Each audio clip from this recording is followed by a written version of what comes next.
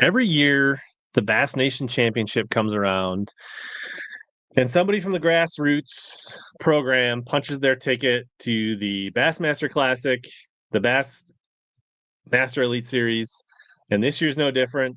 So I participated in my, I believe, fifth national championship last week. I was not the winner, but we, as normal over the last several years, we're bringing the winner on HellaBass Live this week.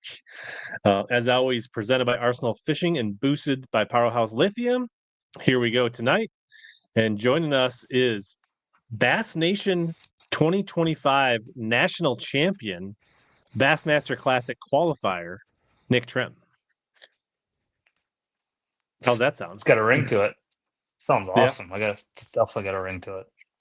And so Yeah. I don't know if this has been like officially announced, or I kind of watched the weigh-in. I don't know if they really put you on the spot or not, but like, so also comes with a Bassmaster Elite Series qualification. Are you 100% all in taking that? 100% all in. Going All right. for it. So then we can add Bassmaster Elite Series, I guess, qualifier until you fish your first tournament. Then you're a Bassmaster Elite Series angler. I think I'm already an angler. Are you? I mean, you got to get there. You got to show up at where we, Do they have to? you got to fish Maybe in a they got to tournament. publish stuff. You got to make a cast, I think. I don't know. Where's the first Sure. tournament again this year? Gunnersville. Gunnersville. Which we'll touch on that. Got that on my list to talk about. Looks like people are rolling in here. And you may have noted Nick has been in the comments, mostly from Facebook because he's a boomer, not on YouTube. But he's participated and watched some lives and commented. Yeah, he did smash the field for the most part. The small screen. Yeah, so we're trying some dual formatting, so you might see this in vertical on YouTube, but there's also the widescreen. So it's happening for both. So we're experimenting. Awesome. So, yeah. Where do we begin? So, I don't know. So, like, you won the national championship in the Crosse. Let's maybe start with how you got there. Like, they don't just hand out tickets to fish the national championship. You got to qualify. And there's a couple different routes, if people don't know, through the Bass Nation. Is right now basically there's two routes. You either need to fish a local event in your state or a series of events that gets some direct participants based on total number of membership. I think Wisconsin gets, like, this past year had 5 or 6 direct qualifiers, or you had to go fish a qualifier, one of the regional qualifiers, which there are 4 of. And I believe you took the qualifier route. I did. I'm not in a club, so the qualifiers were really made for at-large members, which I would fall under. And so I signed up for um, everything but the James River at the beginning of the year. So I was fully You signed committed to up go your to. money in for 3 out of the 4, so $400 a Yep. pop. You basically sent $1,200 in the bass. You signed up for Pickwick, Eufaula, Oklahoma, and then Erie out of Michigan. Yep. Which, boy, I'm glad I missed that one. Like, guys were trying to drive their boat in a wash machine. So So the first one of the year was Pickwick, and that was in March. yeah, I went straight from the Bass Open on Kentucky Lake to Alabama to fish the Pickwick Regional Qualifier, and yeah, I was lucky enough to qualify. I actually tried not to, really hard. The first day I had almost 20 pounds and decided not to stroll into weigh-in until 5 minutes after my check-in time, uh, and netted 14 something, and recovered on day 2 with 23 something, and then by day 3 we had on a warming trend, and by day 3 my fish were headed up to the horseshoe. I was fishing smallmouth on the top end of the river, and they had vacated me and headed to the horseshoe, and I went up there and tried to figure them out, tried to find them. Um, just it wasn't working, and ended up getting some help from another angler buckling down in an area about 5 miles downriver, and I just ground it out and ended up catching a 5 and a 4 and a couple threes to get. I think I finished. I think I had like 16 or 17 pounds, but it was just enough. I made it by a couple spots, so it was cool to Not, qualify on the first one. not gonna lie, as somebody that was already qualified from their state, I was kind of rooting against you, Nick, and for good reasons. Like as it turned out, I was right. Not personally rooting against you, but like not because I didn't want you to succeed. I just didn't want to have to face you in the national championship. I So, get it. yeah, me sitting in my home, in Minnesota where it's below freezing and snowing, I was just like, oh man, it'd be really nice if Nick didn't qualify. I mean, I was also, I mean, I like Cade. I was rooting against Cade. I was rooting against all the lacrosse guys not to make it. Right. So, but yeah, see, you punched it early. I think they took what 17 or 18 anglers from Pickwick, Yeah, something like that. 17 I think was the number. So then you basically, how's that work? Did you like get your money back on the other ones, or you just called it good and Bassmaster kept your $800 and you were fine with it? Yeah, I got like $1,148 check for 14th, and it was a wash. But I got to where I needed, where I wanted to be, and I didn't go to Right. Eufaula. I was gonna go to Erie because I just love St. Clair. Me and that place really jive. I don't know why. I've always done super good on St. Clair, but the payouts just aren't good enough in those regional qualifiers for me to justify the travel and everything else that went along with it. So I I ended mean, up if you got just, one in your backyard, the payout's decent.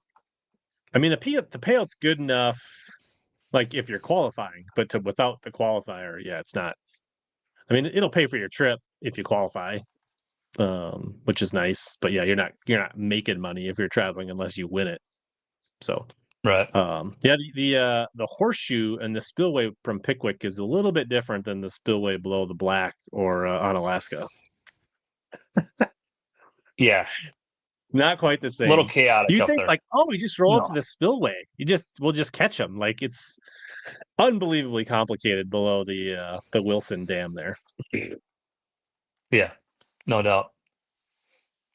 Pickwick's awesome though. I absolutely love that place. Yeah, no, it's fun. I fished I guess the only time I fished here was the year that Schlopper won the national championship. I fished that year as well. Um so yeah. So that's all the way back in March. So then you knew basically for 6 months or whatever it was that you were qualified for the national and at that time it was well published, right? I mean, they had announced the national championship was going to be in lacrosse last year at Grand. But I guess we should back up. You had a pretty good tournament last year. So this wasn't your first national championship, it was your second. Last year you fished Grand, randomly booked an Airbnb across the parking lot from me, or vice versa. Um, and I think you top 10 that one Yeah, at sixth. Grand. Went into the yeah, sixth place. Went into the final day 1 pound 11 ounces out of the lead, and I really truly in my heart believed I was going to win that thing. And if you remember, the third day the sun never came out, and I was fishing top water, and it never happened for me. And I was too stubborn to switch to a spinner bait or something along that lines. And Blake Mhm. Caps actually won it on a spinner bait. So yeah, I was on the fish to do it. I just wasn't smart enough or quick enough to adjust to the changing weather. Yeah, but so yeah, that's cool. Um, that kind of set you up. Got the format. You were like ready to go. And then I guess on top of that, this year you fished what Division 2, the Bassmaster Opens. Yeah, I'd rather forget about that though. But yeah, Yeah. thanks for reminding And me. the year before you It was fished Division terrible. 3, the Bassmaster Opens. But you got what? You had two checks No, I fished and the best. The year before was all nine. You fished all oh, you nine. did That all was there was nine. no That was two division, years. Wow, was that 3 years ago already? or there was divisions, but 2 years ago. But you did all nine, not just Division 3. Correct. Yep. I only remembered because I fished Division 3 and saw you at Division 3, Yeah.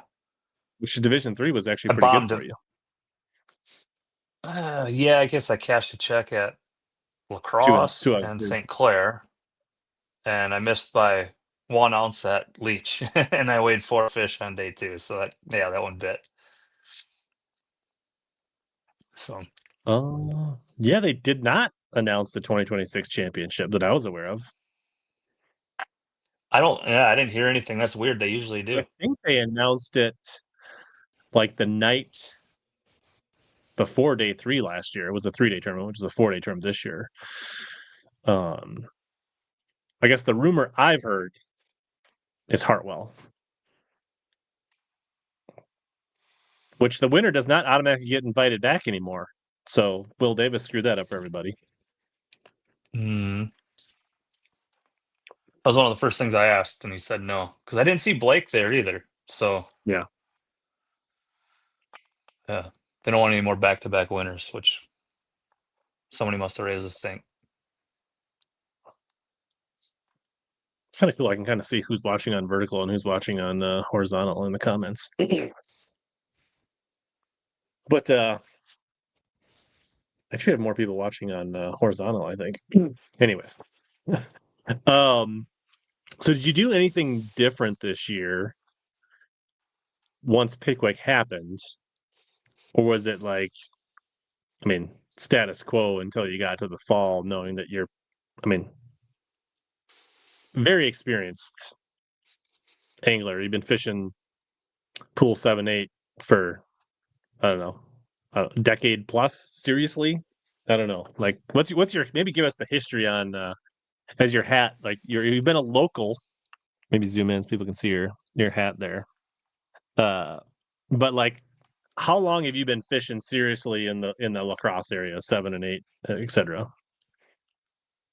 So I actually didn't even know tournament fishing existed in 2000. 2000, I had no idea. I maybe had seen a flash of it on TV or something like that. And we have a Lions Club tournament here in Trempealeau, Wisconsin, and one of my buddies, Bob Byrne, best man at my wedding. We were best friends all through life, and um, he said, "Yeah, you want to fish catfish days?" And I'm like, "What's that?" And he kind of explained it, and we went out and then we caught 2 fish all day, and that was the start of it. And I'm like, "Wow, this is pretty cool. Like people make money and then it was like the cycle of learning. So I picked it up real late. I was 18 years old, and um, I thought everybody had secret baits. Jimmy Johnson won every single thing that was out of Lacrosse or Trempealeau or Fountain City or Winona or whatever. It Mhm. didn't matter.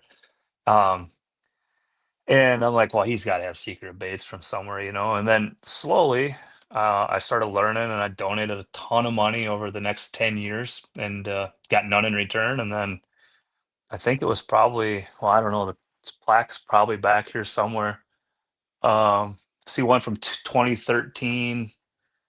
I don't know. I'll just say that's the newest one. But about 2013, I won my first tournament and started catching on, and from there it just kind of grew. I really got addicted to it, and I would I would literally just sign up for everything that was going on. If I could make it fit into my schedule, and I had an extra $100 or $200, I'm in. Mhm. And that's how I learned. I just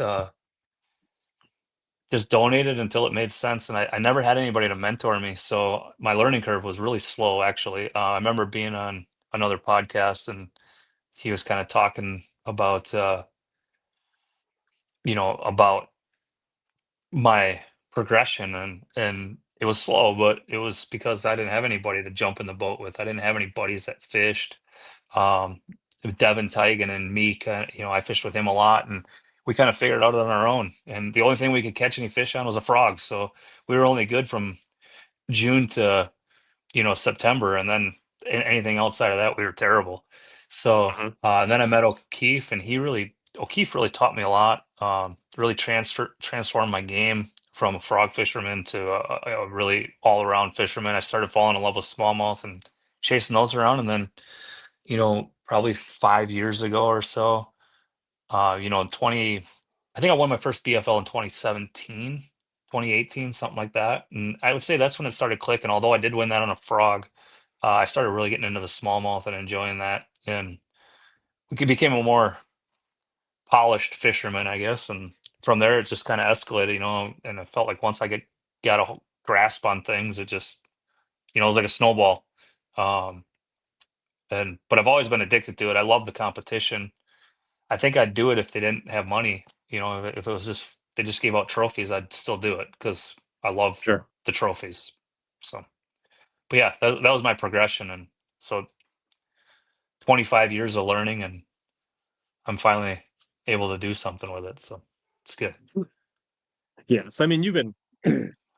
I mean, are you a big deer hunter? Are you fishing most of the falls? Yeah, I love hunting. Spinning around here. Um, I am a, I shoot some good bucks. I'm a big bow hunter, which fall fishing and bow hunting don't really jive. It's gotten worse and worse as I've gotten more addicted to this fishing. I feel like it's an addiction. It really truly is kind of like your jerkbait fetish. Um, it's just Still, like still tournament there? fishing in the. Do you want a spoiler alert? That's not my garage. So you came clean. All right. Well, uh, but it's almost like it just kind of takes over everything. I kind of like everything else goes to wayside if there's fish to catch. So I do try to get out. I got a big one on camera, a big 9 pointer on camera right now that I think I'm going to spend a little time in the tree here once I get everything kind of sorted out and can settle down a little bit after this week.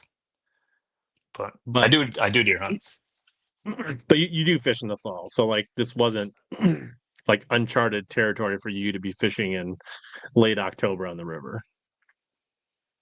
Not at all. I absolutely love this time of year on the river. Yeah, It's a blast. which I think was I think locals have shown that they've always had somewhat of an advantage in the cross or the upper pools there, but I think being that time of year, I think it only amplified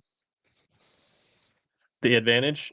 And obviously, there wasn't a ton of locals in it, but I think there's not a lot on tape for that time of year for people to research like it is in June, July, August, right? Like where a lot of that stuff gets put on tape and it's a little easier to get dialed in and quicker, I think, for some people that maybe haven't fished up here that time of year. But obviously a lot of guys figured out a lot of good stuff because a lot of guys caught them pretty good um this week. So let's maybe get in. So like obviously we had about I don't know what, a month of off limits. Did you do any fishing on the other pools to kind of stay in tune with the fish we're doing, or did you kind of just pay attention to the kids and get work done, or what was your strategy during the off limits? I actually was down south for most of it. I had the Okay. ultimate angler, so I went down there in pre-practice fishing for 500 grand, and I left my boat and truck down there, flew home for a week, and then I went down there and fished that tournament. Came home, had a few days, and I did go out on pool six the 2 days before our practice started, just to poke around, get a feel for what the river was doing. Um, and actually, the bait that I ended up doing the most of my damage on the river on, I kind of discovered during that time on pool six. It wasn't something I throw a ton. I didn't in the past. I've heard about it, and I just didn't have a ton of experience. Late last year was actually the first time I ever did it, and there's this magical water temp of about 55 degrees where the big swim bait becomes the thing, and it's what I did all my damage on the river anyway. Not with the largemouth. So the pre-practice definitely helped me, or the practice on a different pool certainly helped me kind of get a feel for what was going on. And they were still eating topwater then, and I tried topwater really hard in the tournament, and I there wasn't any on my deck by day three. Let's just say that. Yeah, which is weird because like, am I not wrong that usually mid to late October still decent top water, right? Like when the water temps in the 50s, usually like the super spook is like a big player. Yeah, you're right. I wasn't I imagining just things from my past that I thought happened. No, and when we started practice, it was 61 degrees, so that's pretty warm. You know, Right. uh, Fish are pretty active, and then we had 2 nights in the 30s, low 30s, and we lost like 7 or 8 degrees of water temp, and that happened really quick. And I'm actually very thankful it did happen because I don't think I would have caught him if it didn't. I actually played that card in practice. I think I caught like 10 fish all of practice. It wasn't much. I really didn't. I don't think I caught a 4 pounder in all of practice. I just didn't try to catch a lot of fish. I didn't. If I did get bit and I didn't have to set, I didn't. And I was just kind of looking for where fish were going with the cool nights, and I was hoping they were coming to me. And it was kind of the same thing. Every guy I talked to said they had a horrible practice, and it just felt like fish were coming. They had caught a few, and the guys that did really well in this thing caught a few and just went there to try to catch them. And they got there in the morning and they're like, "Holy cow, there's thousands of them Yeah. here." They weren't here 2 days ago. Um, and that was what was going on, and that's where the local knowledge really shined in this one, was just knowing where they were going. Yeah. I mean, I think you put in, from what I could tell, pretty full practice. Like you used your practice days. You weren't like Tommy Biffle mowing your lawn, like taking it easy. You were pretty much out there dark till dusk. I mean, you were at the ramp the first morning that I was at. Left your lights on in your truck. Um, Thanks for texting me. Appreciate that. and yeah, and I think I saw you Monday night, pretty much till the end. I wish I would have got to that area a little sooner. It was on my list of things to check, and I It could was a good see area. all the life in every, like I could tell, but I just like knew I could feel myself fishing too fast, knowing there was something to figure out there, but running out of time. And then at that time of night, like getting like it's a weird time to be trying to unlock something as it was getting dark, especially that night with the cloud cover. It was getting dark really early. Um, Turns out my intuitions were correct that I wish I would have had more time in that area. I mean, it's not. I understand it's a complicated area and it's not just like the easy peasy, but like I could tell, like I mean, obviously it was where fish should be going. That's no secret. But yeah, but It anyways, wasn't a. It was a good area, but it wasn't an area you were going to win the tournament. Like I left there on day right. one with 15 and a half pounds. I left there on day two with 15 pounds. But each day I had a 4.5 and a 4.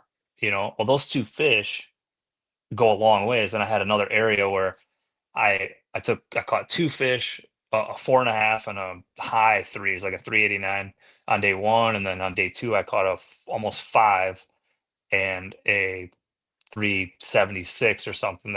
So each day I left there with two big ones, and I went to another area, caught two big ones, then I go to the river and catch a big smallie or two. On day two, I actually weighed all largemouth because I didn't feel like I hit my target weight. I actually weighed a 2 3/4 and then 19 pounds, and I was thinking to myself when I locked through, I'm like, I could have called that fish in about 3 more casts, but I was trying to manage, and I was at my number. 18 was my number on day two, and I just said I'm leaving.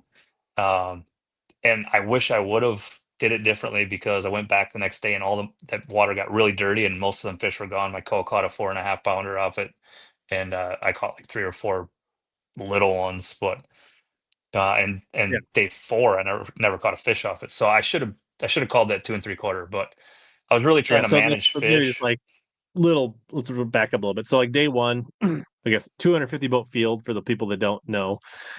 Where did you go out day one? I don't remember. What's that? Like feel like you were a later boat draw somewhat, right? You didn't have a super early boat draw day one, did you? No, I was 156. So back half of the middle. Yeah. And so you locked up. It's no secret. You much prefer pool 7 to pool 8. Yeah. So you started on largemouth each day. I guess kind of how did your day unfold? Um, like did it come easy? Like did you have a limit quick? Like how did your day unfold on day one? So I had just a little point that that I started on day one on. And in practice, I caught one that was, 4.5, and then I shook off 3 or 4 bites. And that's when I idled past you, or I trolled past you or whatever. I was kind of leaving. And I got there in the morning and I didn't get bit, didn't get bit, didn't get bit. And I finally like was talking to my co-angler, and my jig is literally underneath the trolling motor, and I feel thunk, and I'm like, whoa. I reeled down and set the hook, and it was like a 485. It was big. It was almost a 5 pounder. And so I backed the boat off about 20 feet, and I started dragging out farther, and I caught like two or three more real quick. Um, and then I really had to, and then I poked around and I caught a couple like 15 inches, gave me the 15 and a half pounds. And I stayed in there way too long. I think I spent 2 hours in there without a bite. So like it wasn't a juice hole, you know what I mean? It Right. really wasn't. I had the 15 and a half by like, I want to say like 10 o'clock, and I didn't leave there till noon. And I really regretted that decision after I was done. So then I went to my secondary area and I caught that one almost five. Um, and then I caught another big three, and then I ran up the river and caught that six. On my first cast on the river, I caught a six, and I just left. And I went, I When you locked back say down to on the eight. river, you went main channel ish, smallie fishing, and you caught a giant smallie right away. Yeah, my very first cast, 6 pounder. Um, sorry. I think I fished a couple. I think I caught two threes on one spot that didn't help me, and then I said I'm not going to be. I was worried about burning fish because I had a pretty good bag, and I said I'm not fishing the spot anymore. And I said I got one spot I do want to check, and I rolled up there my first cast on. I caught that six, and then I got out of there. But I really regretted my time management. I didn't think it was great. I had 21 pounds, which was awesome, and I had a feeling I'd be leading. But I was really mad at myself after that day because I spent 2 hours in that area without a bite, and I just thought, it was stupid. A guy like I should have been smarter with my time. Um, and then I did it again on day two, same exact thing. Deja vu. I just could not get myself to. I don't know. I kept thinking I was going to catch another big one. I left there with two big fish and 15 pounds, a little half pound less. And I went to that secondary spot. I caught two big largemouth, and then I went up the river. And no, I didn't. I didn't go up the river. Sorry, I must have caught. I must have left there with three good ones for 15 pounds and two rats. Then I went to that secondary spot, caught two big ones, got myself up to the 19, and then I left. But I did have a 2 3/4 in there, so obviously enough increased my lead to 4 pounds. But and then day three, I was scared out of my mind. Yeah. I thought it was all Maybe I'll just over. give a little bit of like my experience, then we'll get into the day three.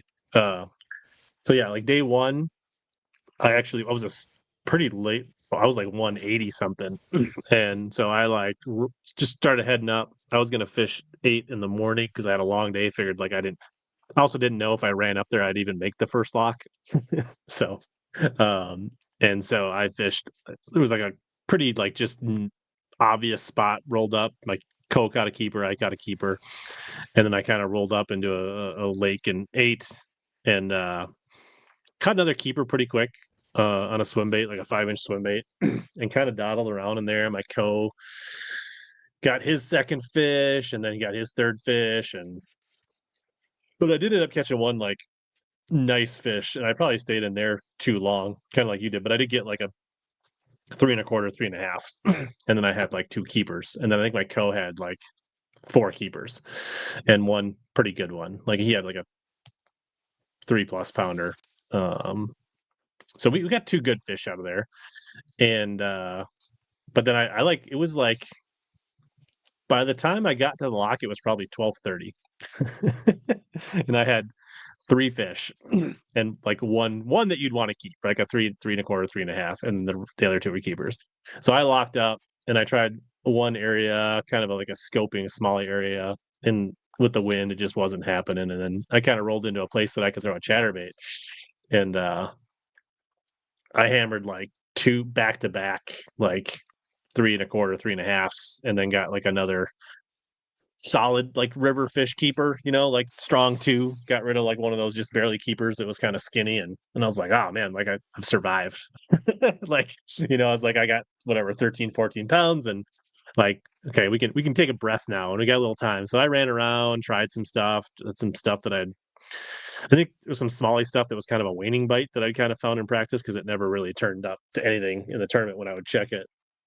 And I think I locked back with like an hour and a half to go. I don't remember if you were in that lock or not. I can't remember, but But there was like people locking down when I was locking up. You ever do that? Like when you lock, you probably don't do that because you're like always up on 7. But like I'm like 12:30 and people are like, you could tell they were nervous and glad to be locking down, and they see this guy like, like coming up. But like it was great. I caught Well, like what time did you have to be 2 good back? ones. What's that? I You had had a to be five back like o'clock. 5, right? Yeah. Yeah. So like it was like at the half point of my day that I chalked up. But then I was able to scramble out and I caught one like 3.5 pounder cranking a wiggle wart on a wing dam. That kind of got me up to 15 day one. I kind of repeated the process on day two. Had even it was kind of like it was like a slower start, but then I don't know. Like I struggled to get my first keeper going into that lake on day two. I made a bad decision. This boat went to this other spot and he stayed there all morning the first morning. So I thought once he went there, I thought I had time to kind of like work my way up to like the spot that I wanted to be. And it's no wake back there. That's it. So I didn't have to worry about anybody like zooming in, right? I could see them coming and easily like get over there. And well, turns out his little spot was covered in eelgrass and he couldn't fish it. So he just came right back to where I wanted to go. And he sat there and like was catching them. And I was like, ugh. He didn't end up giving me a bait. He gave me a little quarter-ounce lipless to throw when he was catching them on.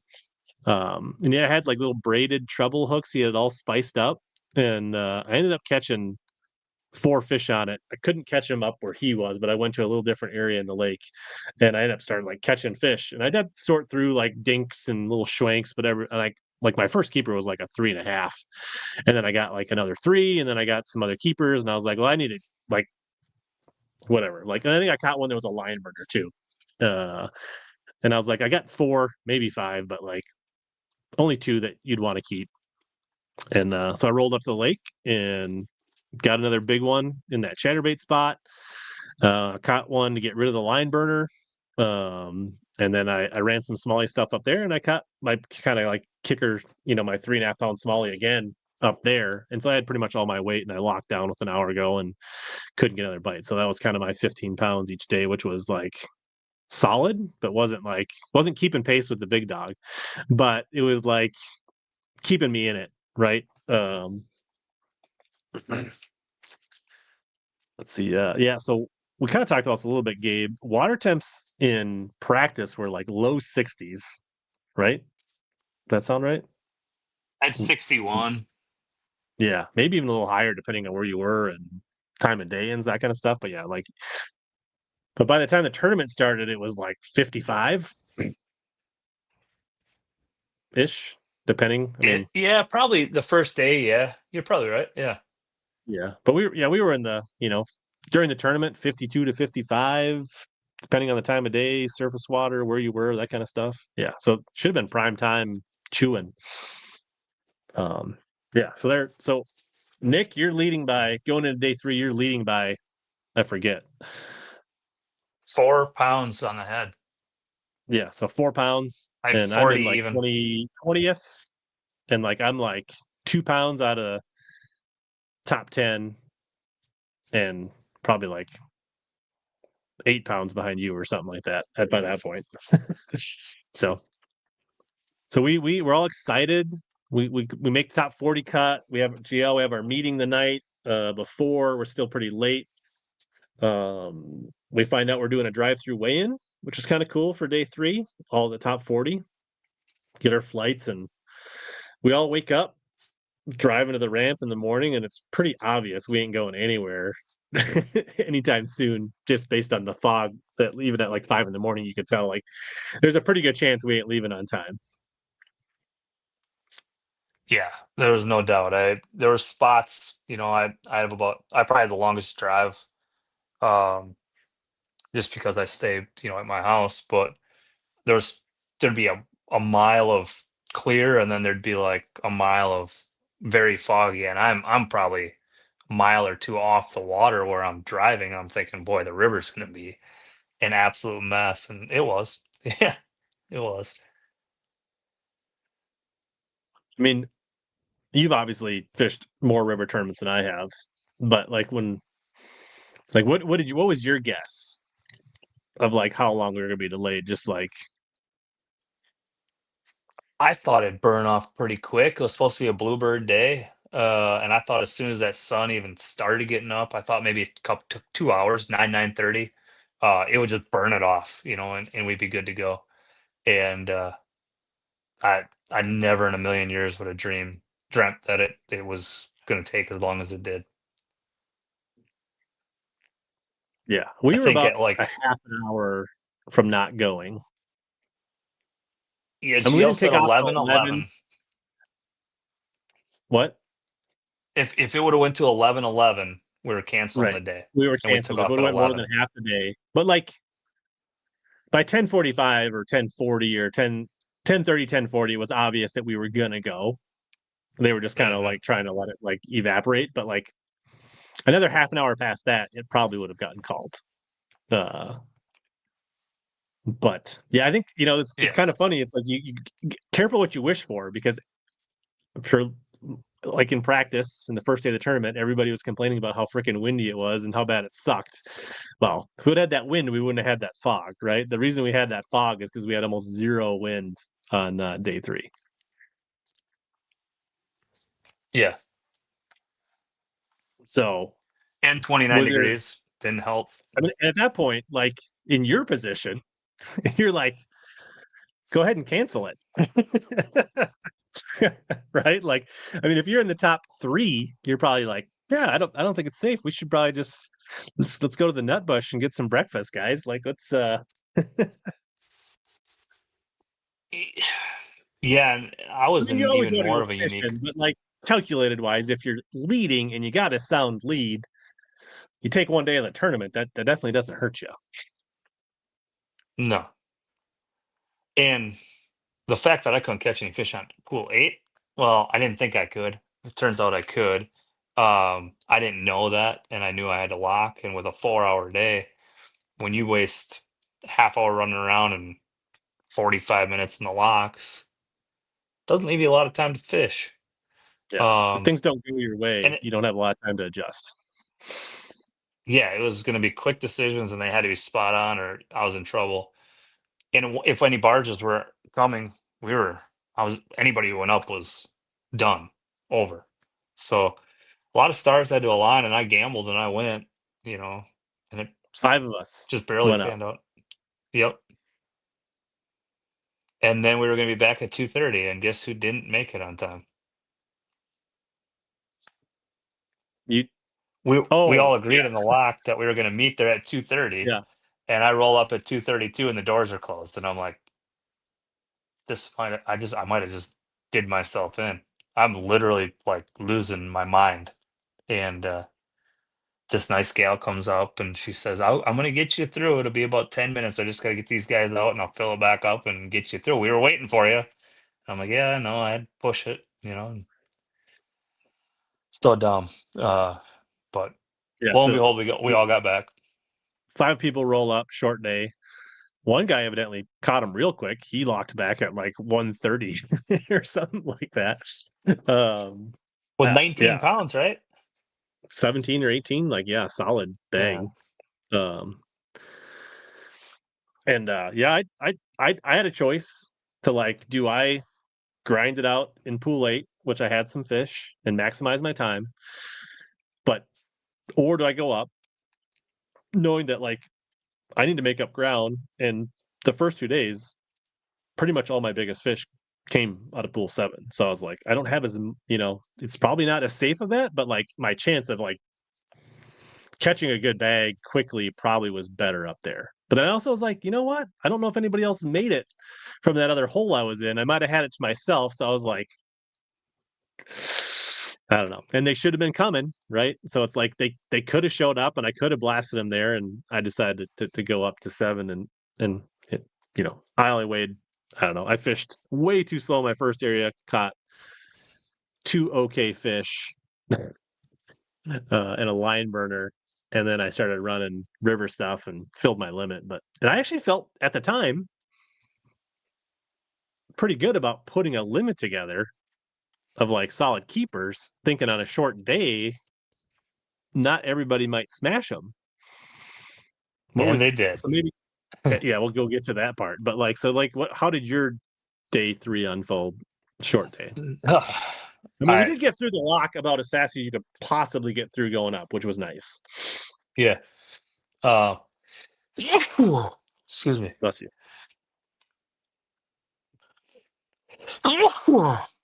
So oh goodness gracious.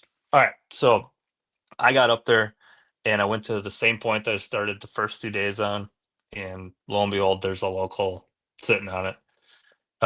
This without getting into too much, he literally watched me from the road the day before, and only did it to try to sabotage my tournament. But I'll leave it at that. And so I poked around in there and ended up catching two. Thanks, guys. Ended up catching like two fish, and I ended up going to the spot that I'd been managing that I'd only taken 4 fish off the whole week, and thinking I could catch them pretty quick there. And I thought that spot was going to save me. And I went over there. It's a chatterbait spot, and me and my co were both throwing chatterbaits. And I was going down the bank, and I caught like two or three little ones. Two of them kept, and so I was at 4 fish, and then my co bows up, and I'm like, oh god, it's a giant. And I had the best co ever. He was the coolest, um, just best guy ever. So he puts it in the boat. He's got it hanging from a scale, and I'm like, "Geez, how big is that thing?" And he's like, 3.5, and he throws it in the live well. Well, long story short, when he weighed it in, it was 4.5, and I said, 3.5, huh? After he weighed it in, and he said, "Well, I didn't want to spin you out." So this guy was really cool, and he was a really good dude, and he knew what was going on. Well, after he catches this 4.5 pounder, he sits down in the seat and he says, "You're going to win this thing. I want to watch it." And I said, "You're not going to fish." And he said, "You got way too much on the line for me to stick any of your fish. Just do what you do. I want to watch." Never fished the rest of the day. He said he just wanted one fish to show his kids on stage, and he got it.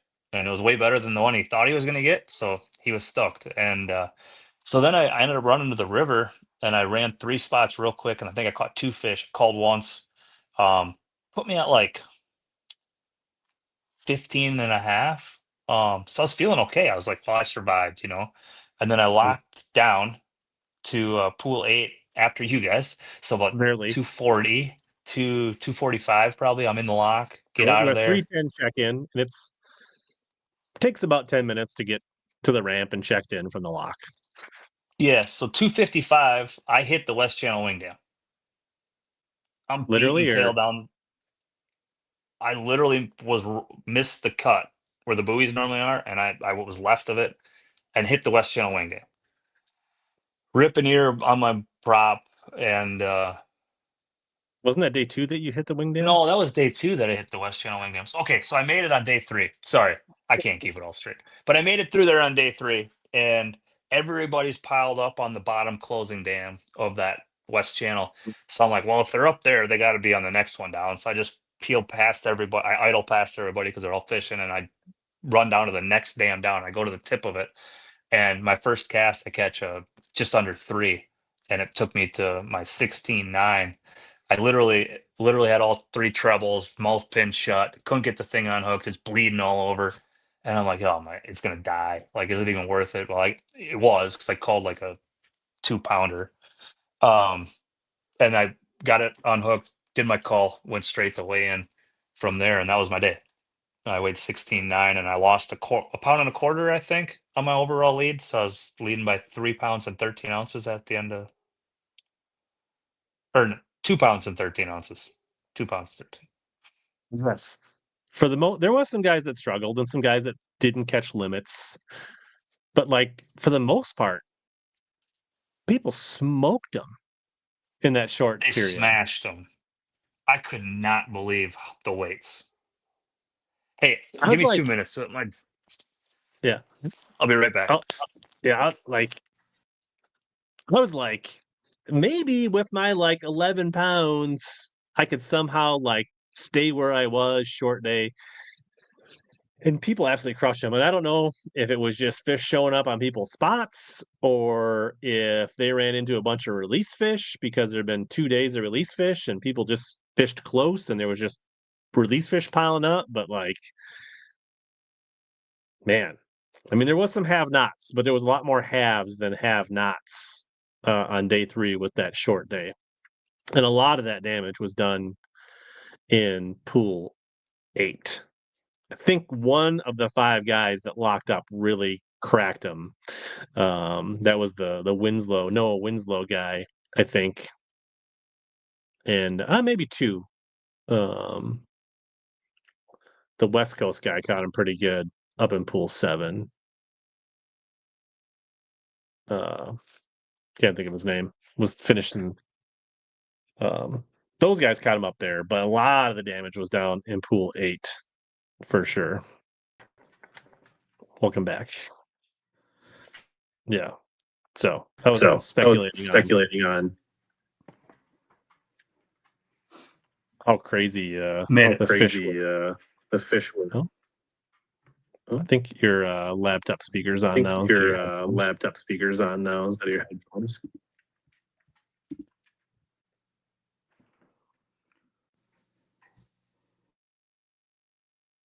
I can't hear you. Why would it do that? That Apple stuff. Can't trust it. Man, it was working so good too. I had to take them out. I should have just ran around the house with them in.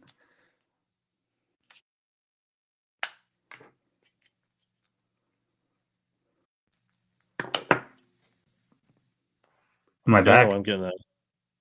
I can hear you. I can hear you. For some reason, you can hear me. Weird echo. I'm hearing myself back through your mic. I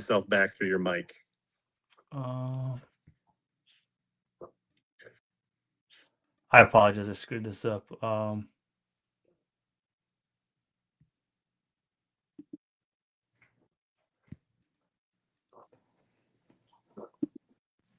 And it says I'm connected to my AirPods. Let me try again. See if there's any better. I'm gonna kick you out. Just have you log back in through that link. I think that might work.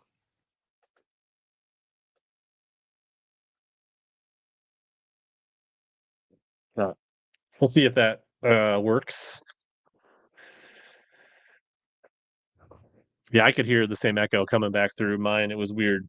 All right, let's try to add Nick back in. It's not working. But I can do my computer audio. Everybody hears in bed if it sounds okay. Yeah. Let me just it sounds good to me. And I'm not hearing the echo back. There was just some kind of weird thing with the way it reconnected that like it was. So I think we're good. People in chat can tell us otherwise.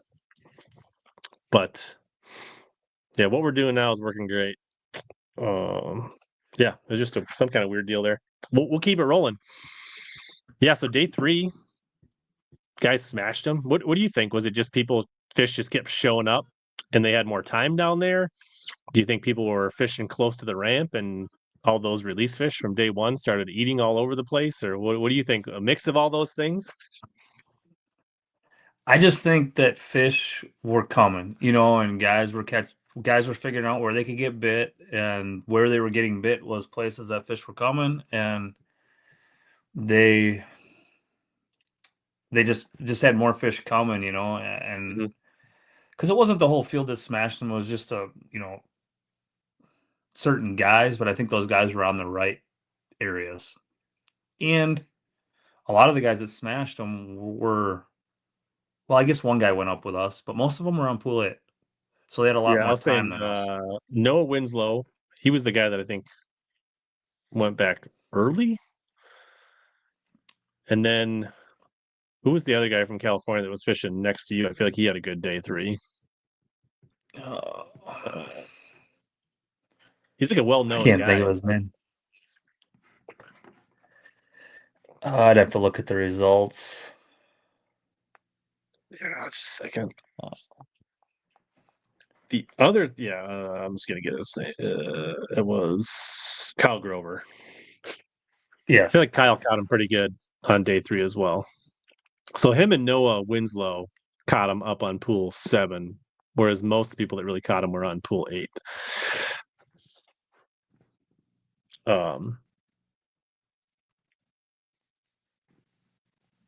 Yeah. So I got a few questions kind of starred to come back.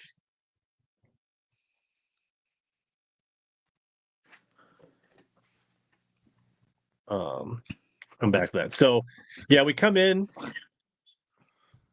you survive. That was a tiger. That's right.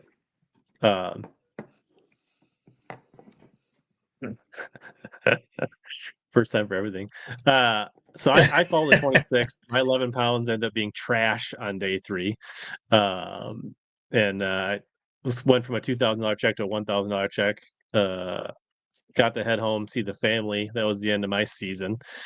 But you move on.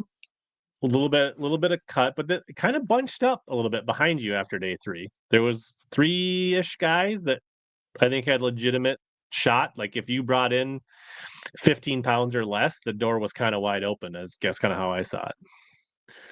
Yeah, I would agree. It was a 4-horse race after day 3. Dylan Nutt, Noah Winslow, and Chris Miller, and myself. And I guess we shouldn't gloss over Chris Miller catches an absolute monster smallmouth, 7 pounds 15 ounces on day 3. That the big bag of the day 3 was like 21 pounds with an 8-pounder, which is a interesting story behind that fish. It seems like Very interesting, and there's absolutely zero doubt that is the same fish. The markings, yeah. I mean, So Casey Good, who is a local BFL angler, right, caught a 7.2 smallie on pool 8 in I don't know some tournament that launched out of pool 7, right? the Thursday night finale on October 20th of last year. So last fall, October 20th. Sounds like in a not far from where Mr. Miller caught his fish. So last October, this fish was caught. It weighed 7.2. I mean, you can see maybe I should pull it out for the people. Like, go ahead. Why don't you kind of talk them through that while I find this photo to show? Yeah, it's he caught it within. I actually think it's on the same exact area, but either way, within very very close to the same spot. And they put I think Shaver put a picture of the 2 fish, both of them holding them up, and the one that gave it away for me, well, the three lines on its gill plate, that were identical, and then if you zoom in, like, by its back fin, there's like a long line with 2 dots above it, and then there's like a squiggly diagonal line that's identical. I mean, they stand out like a sore thumb, but the three on his gill plate, are her Like gill plate. this little right here and this right there, right? Like there's just distinct markings this fish has that you can just go back and forth between these two, and they look. If they're not the same fish, they're doppelgangers. Yeah, they're definitely the same fish. There's no doubt about it. So Absolutely last no doubt. October, 7.2 was caught out of pool 8. It was weighed in up in pool 8. Pool 7. Sorry, pool 7. And then somehow this October, it's back on the same spot or similar area. 1 year later, weighs 13 ounces more. Almost a year exactly, like a year and 5 days, and it's 3/4 of a pound bigger. And it jumped the spillway, locked down, got a ride, did something to get back to this pool. Unfortunately, not in my live well. But yeah, wild story. Like Chris Miller, that's got to be like a river record for a smallmouth. Has to be. It has to be. I literally thought my 6 pounds was going to hold up for that tournament. But yeah, so pretty crazy.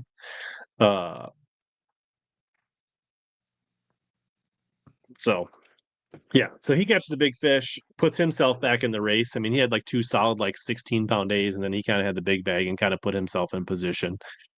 And so yeah, now you roll out day 4. You guys, I assume, got out on time. Yep.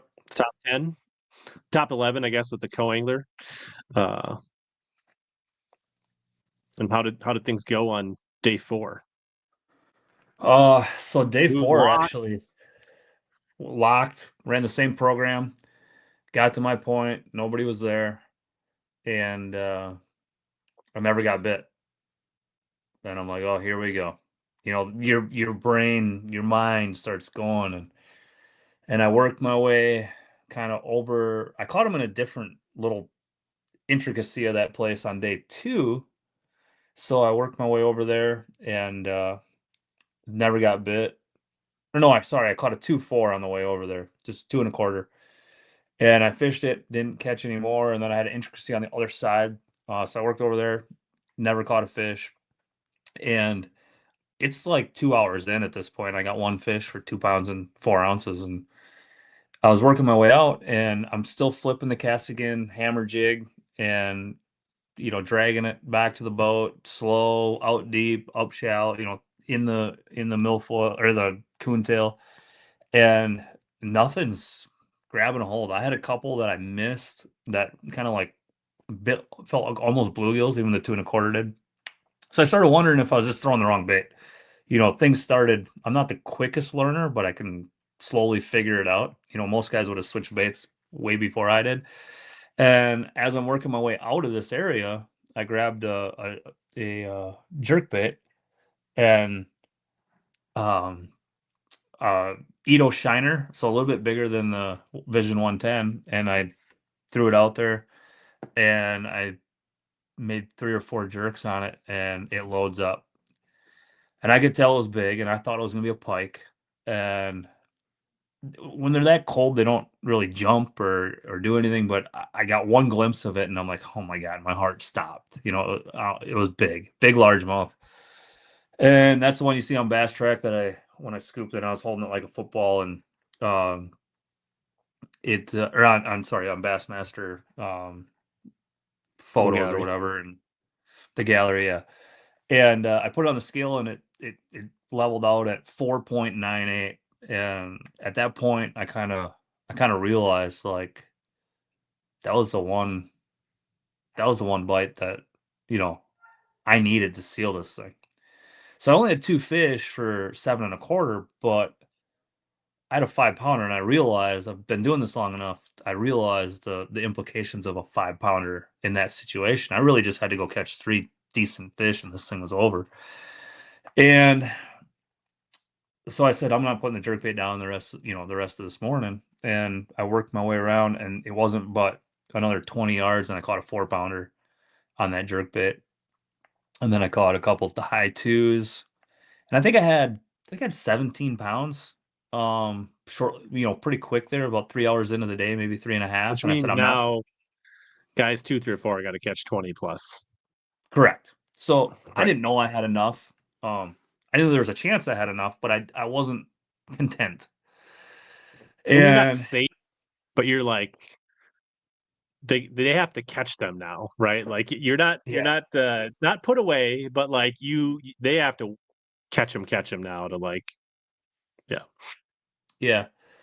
And so actually you can see in the gallery there's 2 guys perch fishing, and I said to the guys, I said, if I get too close, just let me know, I'll turn around and move away. And they said, no, you're fine, go ahead. And they caught the 4-pounder right behind them, and I left and went to that stretch with a chatterbait, and I came back and they had drifted over, and they were sitting about right on where I caught that 4-pounder, because I had one on the very next cast. So I made the decision. I had 17 pounds. I was going to go run the river. And this time I had some spectators, some buddies that were watching and stuff. So I said, I'm going to the river, and I ran to the river. And my first stop, I didn't get anything. And I really, truly thought that it was my best chance at catching a few. And I didn't get a bite. So I went to my second stop on the river, and there was a big school there, and I knew there was some good fish in it. nothing giant, but I knew I could catch something around the 4-pound range. And I was throwing that big swim bait, and I was throwing a mag draft, 6-inch mag draft, and I didn't get bit, and I just happened to pan over with the trolling motor, and Aaron Jagfeld, who was my roommate on the opens, he was with me, and he just loves scoping. That's what he does, right? And he saw me grab my spinning rod, and I heard him go, "Ooh." And I literally flip it. These two fish were like swimming like 10 feet in front of the trolling motor, and I flip it over there, and I watch I was throwing a really light minnow, and I watch it go down the 6-inch Sakamata, and I shake it twice, and she comes up and swallows it, and I set the hook, and it was a 4-pounder. It was a 389, and I boat flipped it, and I got really emotional. Started hooting and hollering, put me to 18 pounds, and I said, you know what? I'm gonna fish the spot that I caught the 6-pounder, and then I'm out of here. I'm going back to pool 8. So as I'm running there, I see a V-bottom going. I can only assume to the spot, and they shut down way early, and they're idling to it, and I kind of shut down and idle up next to him, and I said, hey, and he kind of looked over at me, and I didn't know what I was going to get for backlash or if he was going to be nice, because you just don't know. And I said, are you guys going to fish bass? And he kind of looked at me like he didn't want to answer me, and in replaying it in my head, I get it. Like, I don't know how I'd answer that either. And he said, yeah. And I said, well, I hate to do this, but because it's guy and his kid, right? And I love seeing the kid out there, and it wasn't the nicest of weather. And I said, I hate to do this, but I'm fishing for $50,000, and I'd really, really appreciate it if I could have it for 10 minutes, and I'll leave, and you guys can have it the rest of the day. But will you guys give me 10 minutes on it? And he's like, 50 grand? He said, you can have it as long as you need it. And I said, I promise I'll only be 10 minutes, and I'll be out of here. I'll know what I need to know in a few casts. And so I went to the bottom side of the area, and they sat up above and watched me, and I threw that mag draft up there, and I think on my second cast I caught a 4-pounder. Put me at 19, and then I caught a 3 that called like no, I caught the 3-pounder. It called, and then I caught the 4-pounder, which called another smaller than 3-pounder. So I had the 3 and the 4, and it put me at like 19 and a quarter. And then I worked to another sweet spot in this area that I thought I had, and I threw up there, and like a 371, ate the mag draft, and it called the 3-pounder I just caught, and that popped me over 20. I didn't enter it in my bass tracks. I apologize for anybody watching, but I just chose not to enter it, and I idled up to the guys that let me fish, and I gave them my mag draft. I handed it to the kid. I said, thanks a lot. You guys don't have any idea how much this means to me. And then I idled about 20 yards away from them, shut the boat off, and I just tried to take it all in, and I had my moment. It was about 10 minutes of trying to pull myself back together so I could drive back to the lock, and I drove back to the lock at about 45 miles an hour and just took everything I could possibly take in, because I knew what I had done at that point. And it was probably single-handedly the coolest moment of my fishing career, to have Jagfeld and a couple other guys there watching, and just to drive down the river and take that all in. It was emotional, and it was super cool. Unbelievable. Yeah. So what time did you get back to the lock on day 4? About 1. I got back down to take off about 1:30. And then Did you run the West Channel, or did you shut down and idle it? I idled it. Ooh. Yeah, I didn't want any problems, so I idled it. Good question, though. I like that.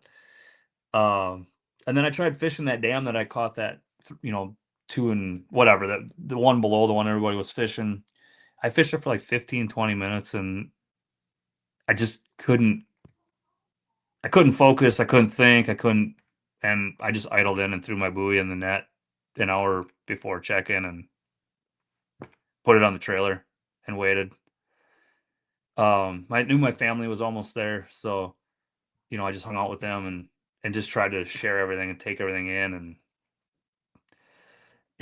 my small fish was 371, and I had over 20 pounds, and I thought, if I truly believe If that somebody has it was 24, over. 25, then they have 24, 25.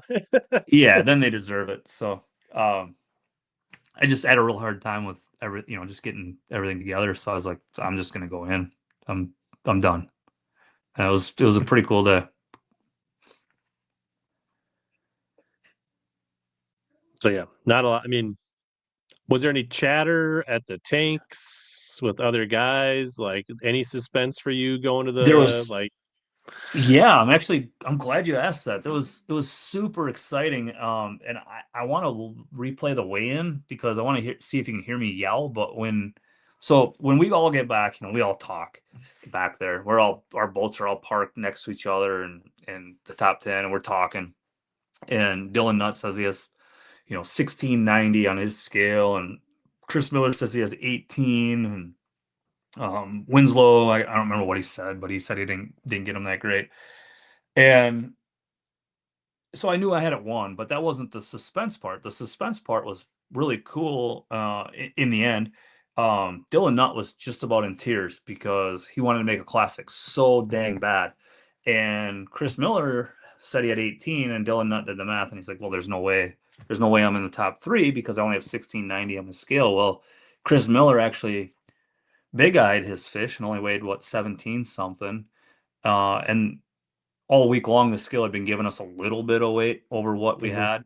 It's a little hot. And Pretty typical for a Bass Nation scale, in my opinion. But yeah, day three, seemed really juiced, but it was day three. One of the days I got over a pound, but either way, Dylan Nutt weighed in and it put him in second place. And it took me just longer than it should have, but it took me a second. And I'm like, wait, he just made it. And I hollered from my boat. I'm like the next guy to drive in. And I hollered, yeah, because I was so excited for him because Chris was already qualified. So I definitely wasn't and if rooting and if against Chris Chris. would have qualified, Robert G, right? that spot would have went to an elite angler, not a Bass Nation guy. Yeah. I don't know I who don't it know who was. it was, but right, it wouldn't have went Somebody's down that field. It would have went over to the elite guys. correct. So we were all like super stoked for Dylan. That kid's he's such a good kid, and he's got such a bright future in the sport. And I think everybody wanted to see him make it, and it was cool. I was pumped for him. So yeah, there was some drama in the way at the Yeah, tanks, if you want to say. right on. Cool. So I got some bait questions and some river questions kind of teed up. I also want to touch on kind of next year's schedule, some of that stuff, the Ultimate Angler Championship. We're gonna take a 1-minute break and then we'll come back and get to those questions. Are you ready to reel in your next home purchase or refinance? Supreme Lending's Dream Team can help guide you through the entire mortgage process, from pre-qualification to closing. We have a wide variety of home loan programs in our tackle box, including down payment assistance and first-time homebuyer options. You can ask HellaBass. He trusted us to help finance his home. Contact the Dream Team today by searching Supreme Lending Dream Team, or click the link below in the description, or scan the QR code on your screen.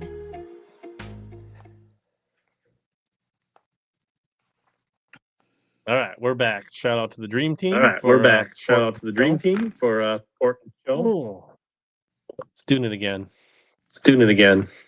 Yeah, when you were playing the commercial at work, I'm just done with it. Whatever, it's good.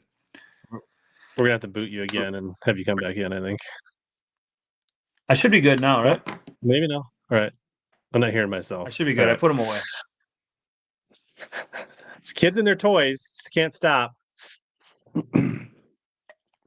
All right. No, I North Star apologize. Custom wants to know what color 6-inch mag draft are we talking about here? So I caught the 6-pounder on day one on the grayback shad, I think is what it's called. It's like gray and then shad with I think it maybe has some silver fleck in the belly. And then the harness came out of it in day two. So I didn't it came out when I was done fishing. So I went and found Adam Nye, and I ended up buying a couple from him. And the only ones that he had that I really liked were, is it called Crystal Shad? Where they're just like, they're not two-tone. They're just like kind of white, clear.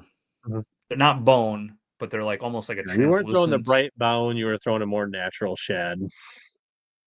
Yeah. Yep. Yep. So Jim, see, what kind of water clarities were you guys looking for? Was it something in particular? I mean, you can take this one first if you want.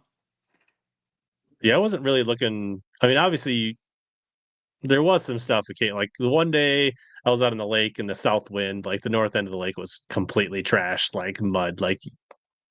Like if I saw that, I was avoiding it. But I wasn't looking for anything. Not like in the summer, we were looking for that like river black water necessarily. Um, I think in general, this time of year, because there's not as much grass, water does get kind of dingy from time to time based on wind and stuff. That's not completely unnormal.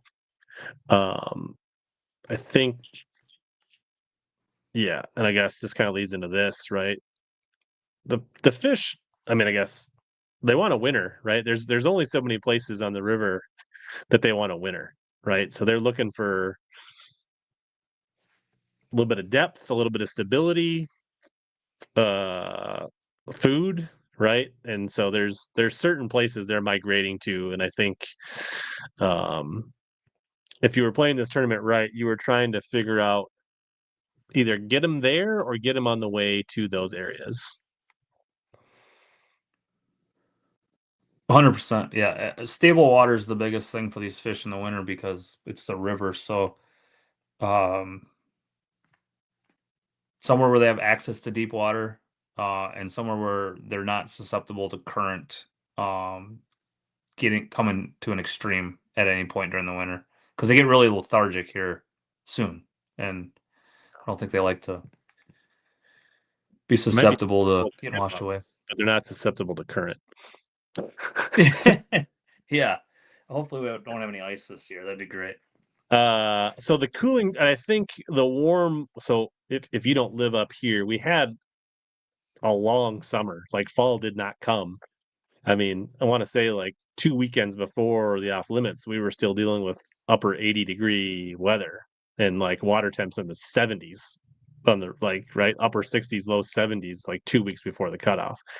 So I think that's why the practice was a little funky, because honestly, maybe I'm wrong here, but I think like if when we were fishing Grand and they announced the dates of this tournament, I bet you were thinking we're going to be fishing 45 to 49-degree water that time of year, more than 50-degree water. So, right? I mean, like it's actually water in the 40s would have been not unnormal for that time of year. correct.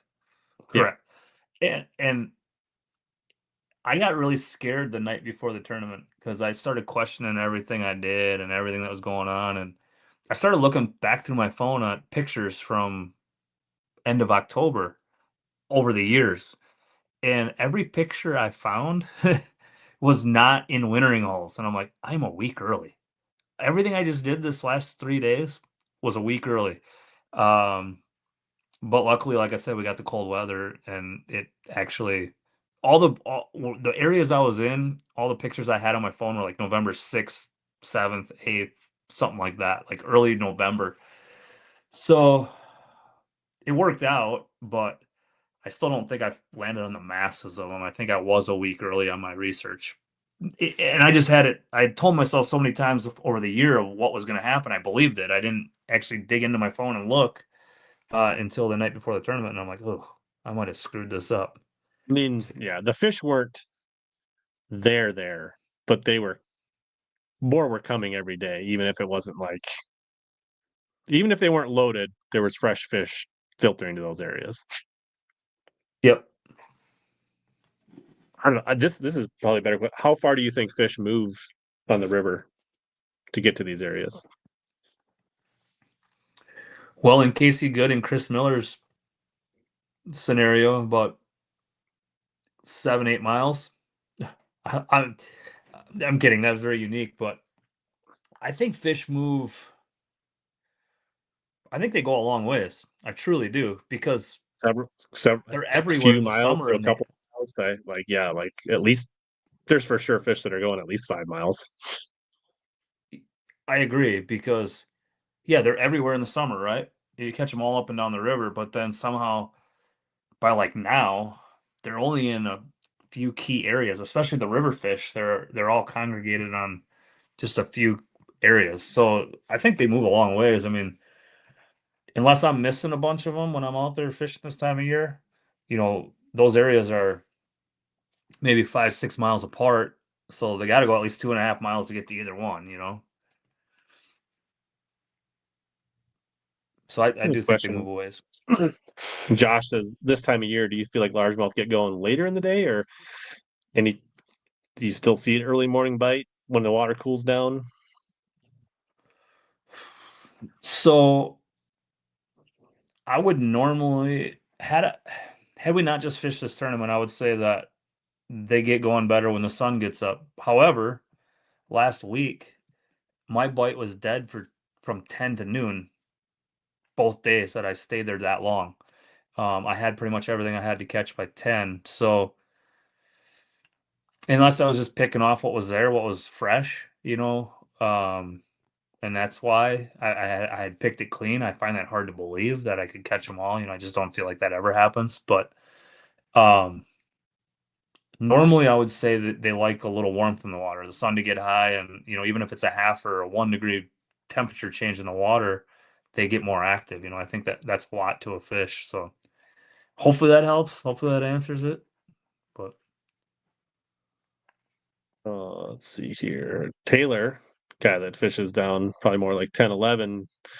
He says, we've seen the bags grow substantially over the last few years. Any thoughts on that? Do you think it's the fishing getting better, the scope? Is the fishery getting better? Is the numbers going down, but the size is going up? What are your thoughts? so about 3 years ago was the first time I really saw the size difference, where I was catching substantially bigger bags than I was prior years. And that year we had no ice really to speak of. And I said that next year I said, well, it's because thousands of fish survived the winter because we only had 2 weeks of ice fishing. I don't know if you guys remember that year, but there was only really 2 weeks where you could get out, and maybe 3 weeks where you could get out and ice fish. And I just figured a bunch of fish survived. And also, I was seeing huge gizzards like in March when I got out on the river that year. There was these huge gizzards that you normally die off in the winter. They were still alive, so I figured these fish were eating a lot better. And I don't know if it's a carryover that many gizzards survived and these fish are just still eating these huge gizzards, and that's causing it, or if the fishery is just in one of those cycles. I feel like everything goes through the cycle, and you'll see like certain areas of the river where it gets really tough and it'll be at its peak. And I think that whole cycle takes 20, 30 years, but we might just be at the top of a cycle right now. Baits are better, technology's better, fishermen are better, and it could be a cycle thing, it could be a gizzard thing. I guess I don't have a perfect answer for that question, but one thing's for sure, the bags are bigger and the fish are certainly weighing more when they come across the scales as of late. Christian just wants to make sure you can confirm that spot where the 8-pounder was, so you can make sure that he wants to know. That is Right. that is a Chris spot. Don't worry, you won't be able to see over the bank, Chris. Just kind of a inside baseball from last year at Grand. Was it easier to practice and sleep without the risk of tornadoes every night? The bush light actually got me through Grand just fine. I slept really good. I was just surprised every morning when I woke up and I was able to open my eyes. But lots of bush light in Oklahoma or Grove last year. What was it? The first night, 11 tornadoes or something within 10 miles of us. I don't know. It was something crazy. 7. I let AJ run the meteorologist phone stuff. I was kind of like, if I woke up, and if the boat was still there, we were good. Yeah, sleeping in a tin garage. I don't know.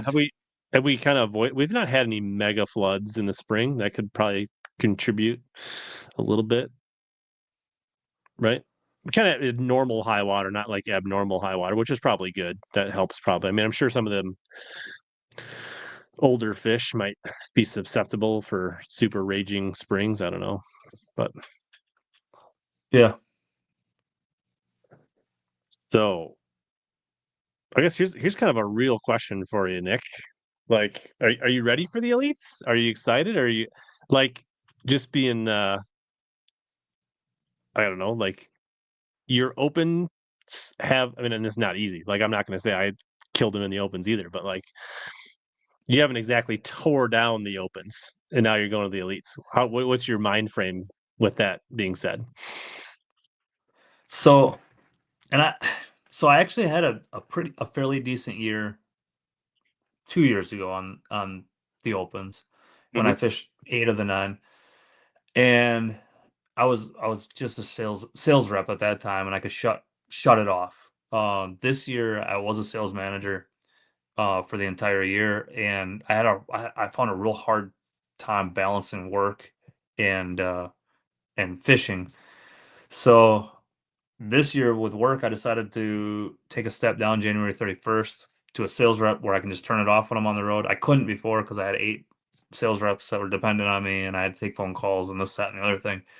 And this year it's gonna be 100% focused on fishing. And am I ready? I was told by another elite pro that I don't know if I can say another yet. According to Rich, I got to make a first cast, but I was told by one that when you make the elite series, it's kind of like you finish 12U baseball and you go right to the MLB. Like the guys are so good, and you miss, you just, they're in a different class.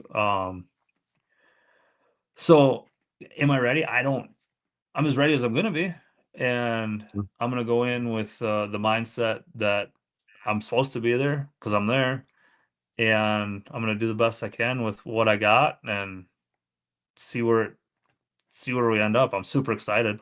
I can't wait. I don't know if Um, that analogy still holds true.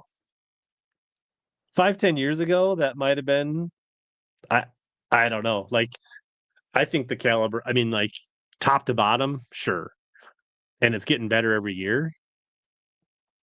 But like those top 50 guys in the opens are animals. yeah, You know what I'm I don't saying? Like you've disagree. seen it. Like, Oh, yeah, I've seen it, and there's also I always said I always and I might eat crow on this. I have no idea, and I'm not. I don't want to ruffle any feathers, or I'm not saying it to. I always said the opens were tougher than the elites, and my justification was you have a lot of ex-elite series pros. You have all the local hammers, the best of the best locally. You have all the kids fresh out of college who know nothing but fishing, and this is all they do. And then you got everybody else that wants to try to make it in there.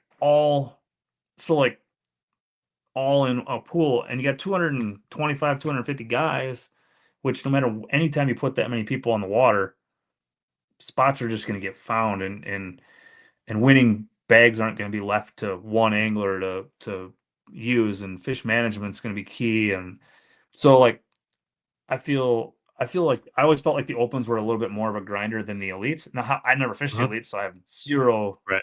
to, you know, but just in my mind, I thought winning an open would be harder than winning an elite event. I could be wrong. I have no idea.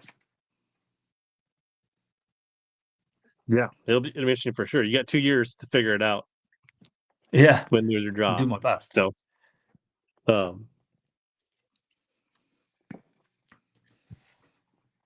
I guess Taylor's got a question here. What boat are you running next year?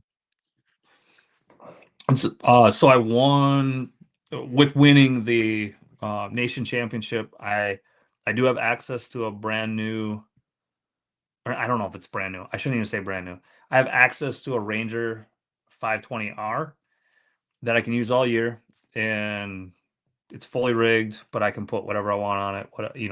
And then I give it back at the end of the year, and do whatever the Bass Nation. It's Bass Nation's boat, or I can run my own boat and just have the Bass Nation's Best or the Nation's Best, logo on my boat. So I am currently working. I obviously have been in a Phoenix for a number of years. I want to stay in a Phoenix, so I am working with Phoenix right now to try to get into a Phoenix. I'm not going to say I'm officially going to be running a Phoenix next year because I don't know, but I'll either be running a Phoenix or that 520R.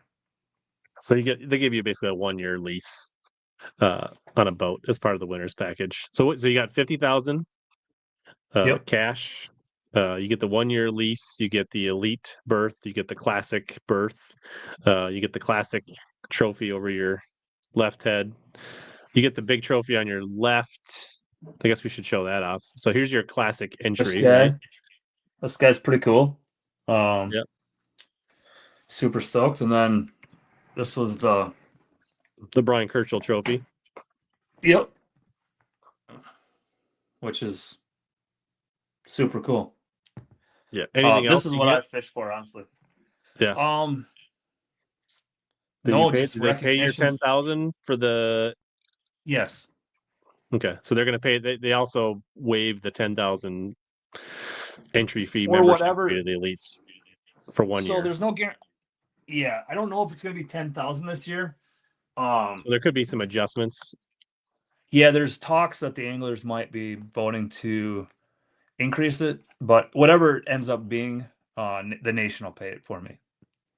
So, and I get recognition from guys like HellaBass, which has been a lifelong dream of mine. We already talked about that. Right.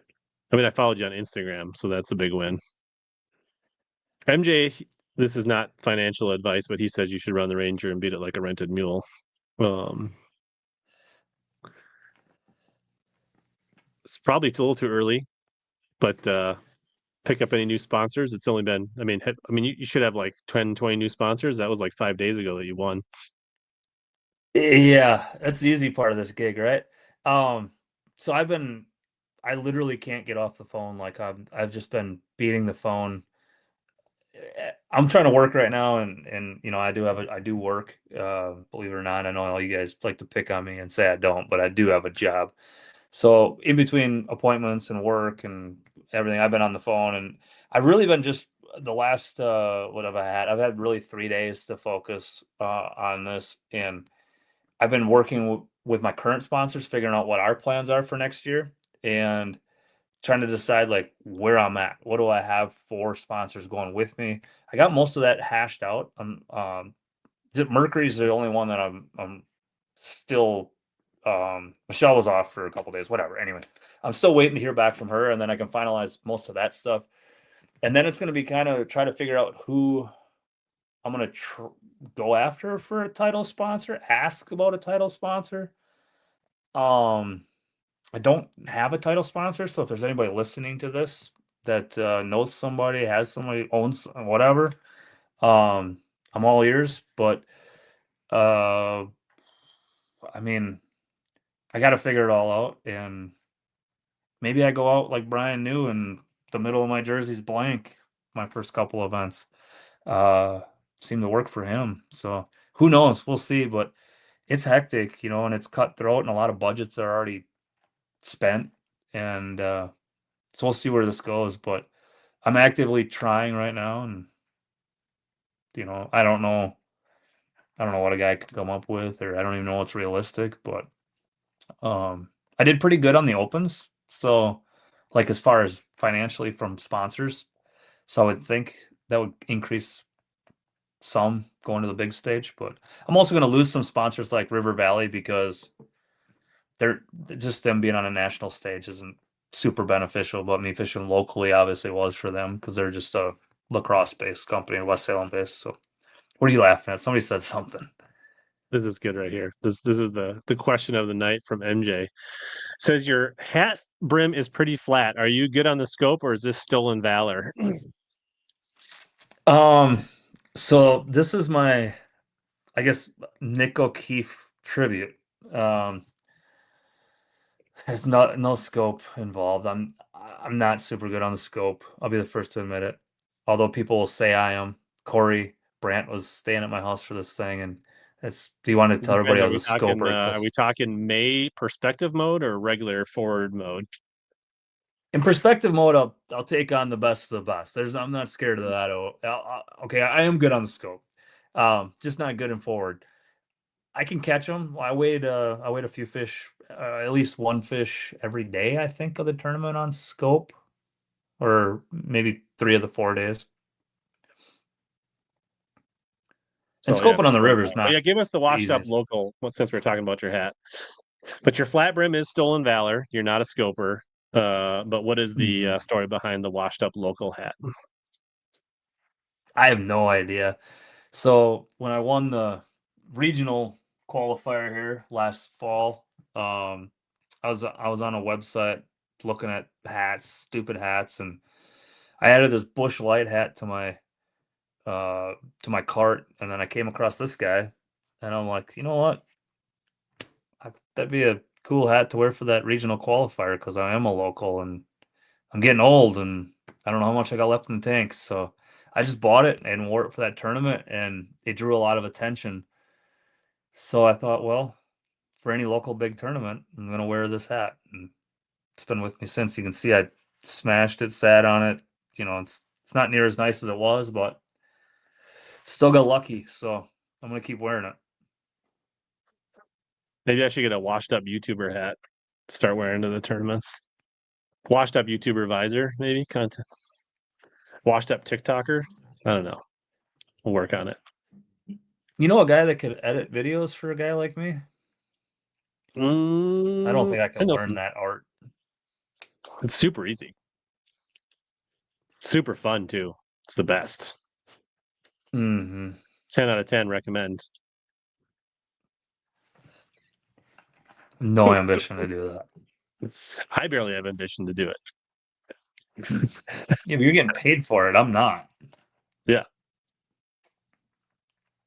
I need some 17-year-old kid or 18-year-old kid that wants to get a start in it just to ride along and do it. And just hire Brigand's kid. We did talk about that, actually. I mean, it makes Mike Riggin look like a social media star. We know that Mike probably doesn't even have any of those apps on his phone. So, yeah, 100%. I was like, I saw the first one come through, and I'm like, this is definitely not him. I had to ask him about it the other night on the phone. This is the point of the night where we bring in special guests, Kate Laufenberg and Tom Mansour, to join the show on a live panel. Are you ready? Yeah, let's do it. All right. That's a joke. So next year, focused on the elites and anything else? I'm going to fish the Crosse Open. Oh, shoot. Early bird registration is open, isn't it? I have no idea. Better get that done. Yeah, the 28th, so yesterday. I think I got a week before everybody else can sign up, though. So, but yeah, I'm going to fish the Crosse Open. I was going to do Rayburn, but we have Gunnersville, Lake Martin, and then I'd go straight to Rayburn. And I just don't think my wife's going to go for that. So I'm not going to do Rayburn. Although I love Rayburn. And yeah, Bassmaster open on. Yeah. And I'd not, after Martin, I'm going to want nothing more than to go scope some 7-pound floaters, but whatever. It is what it is. What's going on, Patrick? So I guess the other thing is, I have not talked to anybody that had actually fished the tournament, but you fished the Ultimate Angler Championship on Gunnersville. So, yep. He was listening. What's up, Cade? Nice. Yeah, tell us about so what tournament got you into the Ultimate Angler Championship, and tell us a little bit about it. Give us the rundown for those who don't know.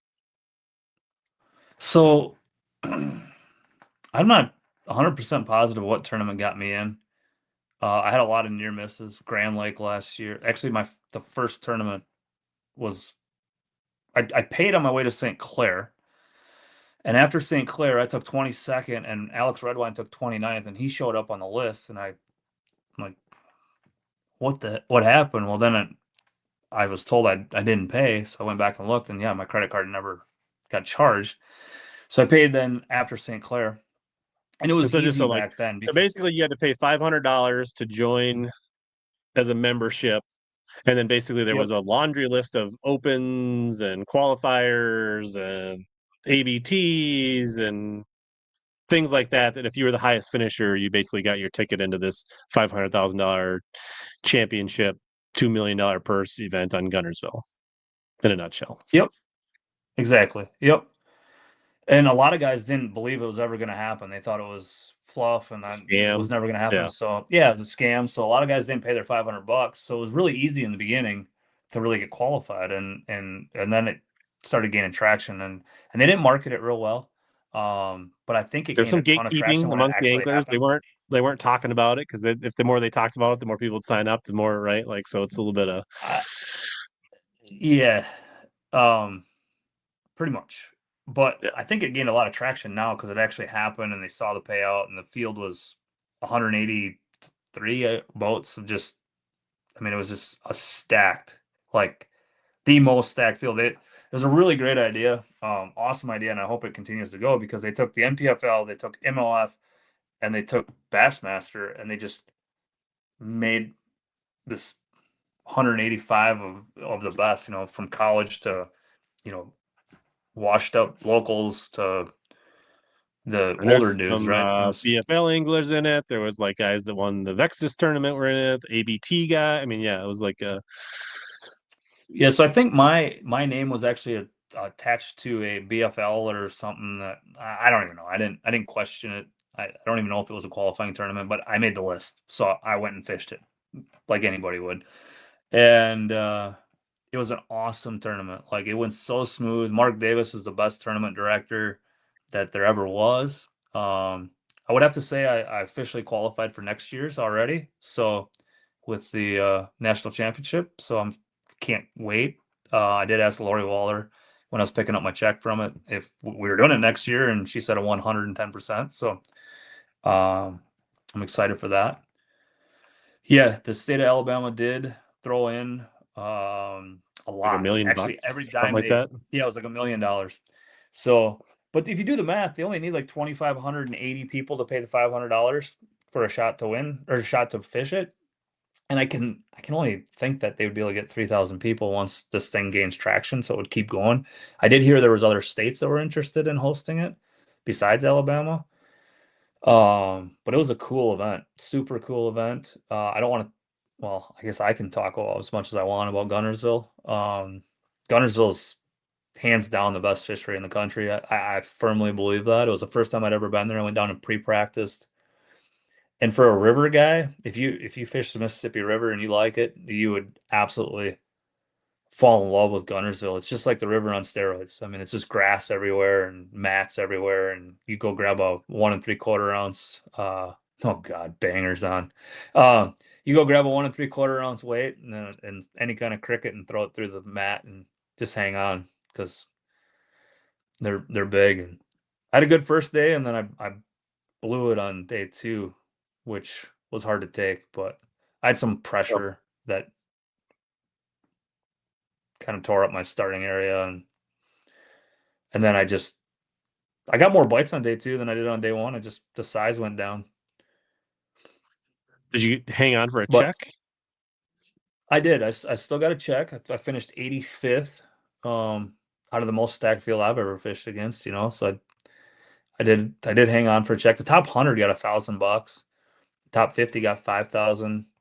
And then, I mean, everybody probably saw the payouts for first through fifth. It was insane. He's down in like Illinois. He's saying his stretch Oh, of the sure. Mississippi He's just talking looked about the like your river. stretch Yeah, of the yeah, yeah. Mississippi. Sure. Yeah, Gunnersville's So awesome. I can't wait to go back. It's a no scoper in February for the elite, which is super cool. But the problem for me is the grass is going to be gone. So, well, most of it, it's not going to be a punching thing, but I feel at home there, so I'm excited for that one. And yeah, hopefully my boys make the hopefully my boys make it this next week. Matt Adams, Austin Cranford, Aaron Jagfeld. You know, it'd be super cool to be able to travel next year with those guys. Every one of them has a legit, super legit shot to make it, and yeah, it's cool the people you meet in the sport. The only river that matters. I guess shout out to Shaver for making sure the national championship came to lacrosse, right? Did you buy Shaver like a 12-pack of Busch Light or anything? Yeah, I haven't seen him to give it to him yet. Checks in the mail. No checks. That'd be bribery or something. I think I'd get in trouble for that. Steak. Big omelet at the Nut Bush. I mean, Something like that. Something along those lines. so Carol's fishing a kayak tournament in Gunnersville in November. What's your advice for her? November? Well, that's about when I was there, right? Well, I mean, close. It's like now. I mean, the Miracle Mile is going to be lights out. You know, somewhere from Goose Pond to BB Coma Bridge is going to be where you're going to want to be for sure. Big weight, big stick, pull like heck, and have fun. Because, well, Jacob Wall didn't run more than 3 miles from Goose Pond in that same stretch I'm talking about, and he took second, won $120,000. So super cool. Yeah, supposedly everything I've heard is it will be there next year. Gunnersville, same time, summer time of year. Run it back. Yep. So are you fishing the Jude next year? Don't think I can, unfortunately. I already paid.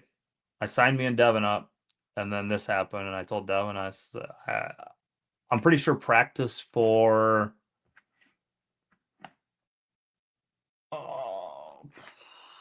practice for Lake Murray? Practice for one of them starts the Sunday of Jude. It also means you won't be at the Bass Nation qualifier in May.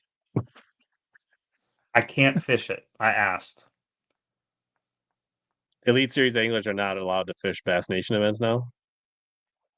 Correct. Or is it because there's an open and where you're just not elite anglers aren't supposed to fish no, they Bass won't Nation let events? Correct. GL said I'm not allowed. So yeah, practice for Lake Murray will start on the Sunday of Jude. So I don't think I'm gonna go to Jude, unfortunately. I'm not Matt Pangrac. I can't fish an open and then fly up to jump in a boat at 6 a.m. and then win Jude. Yeah. Makes sense.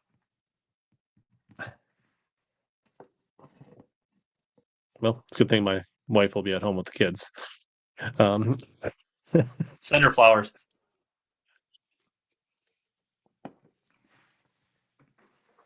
Yeah.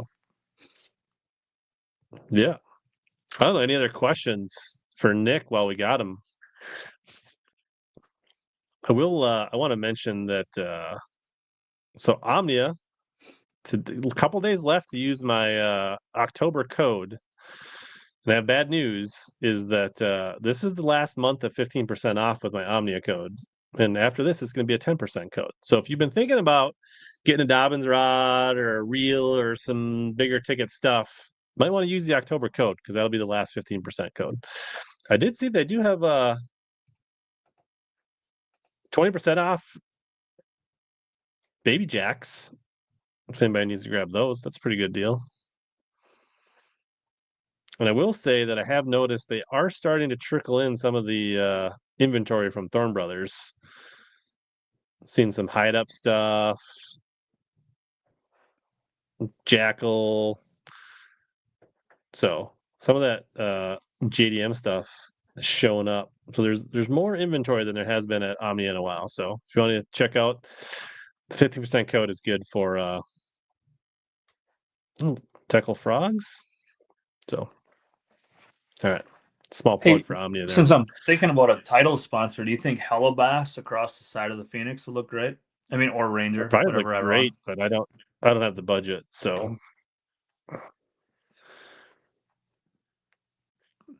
You or anybody else. If you can submit a proposal to me that shows me the ROI, I'll listen. How's that? So Brian wants Does it to know have to what's be your true? favorite way to fun fish? And there's only one right answer. It's got to be a spook. Oh, that's close. The correct answer was frog, but spook's okay too. I think I spent too much of my life with a frog in my hand. And I caught a lot of flack for only being able to catch him with a frog for many of years. So I think a spook.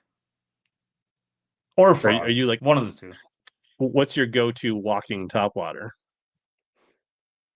A spook. A Is it a real, spook? true saltwater Sexy dog? spook.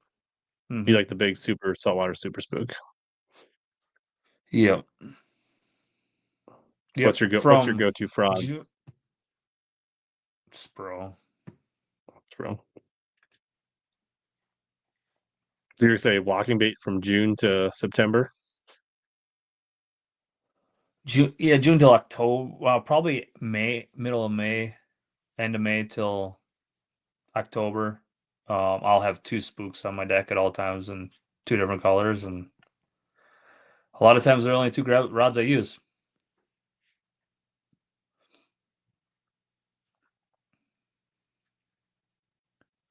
There's something about it. I haven't tried a real vixen, like a old OG vixen, but I know you have one. You have You don't too have many of these? them, I'm guessing. Probably, yeah. I mean, No.